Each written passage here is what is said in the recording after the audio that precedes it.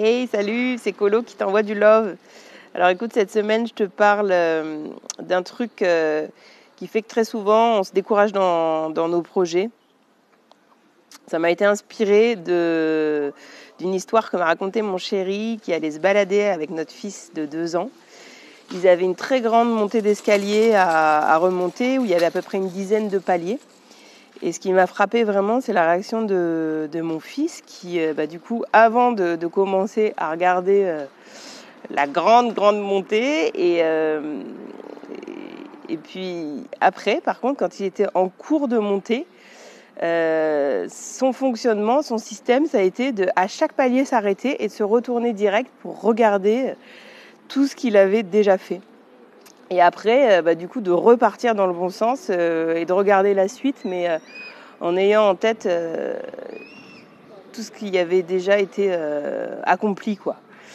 Et ça, c'est vraiment un truc qui m'a parlé par rapport à mes projets, à mon fonctionnement.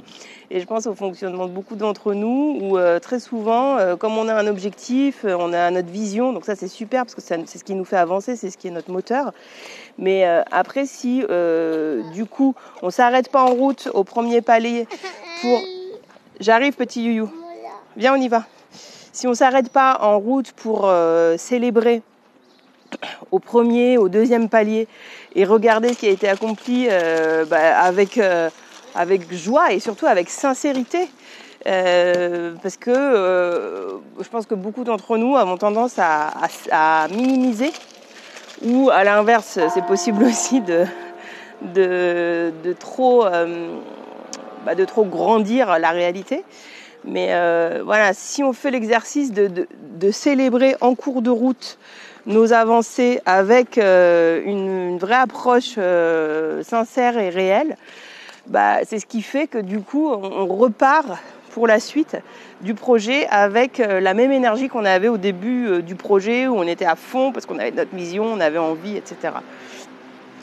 Et voilà, sinon à l'inverse, quelquefois quand l'objectif est trop haut, d'un seul coup c'est la perte d'énergie, on en arrive même à carrément arrêter le projet, ou alors du coup il faut vraiment se mobiliser pour arriver à retrouver la niaque du début de projet.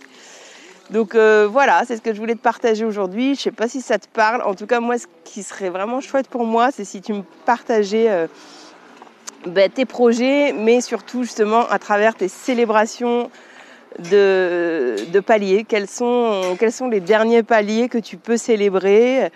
Et ça me fera vraiment plaisir de savoir. Je te dis à très bientôt, bonne semaine. Ciao!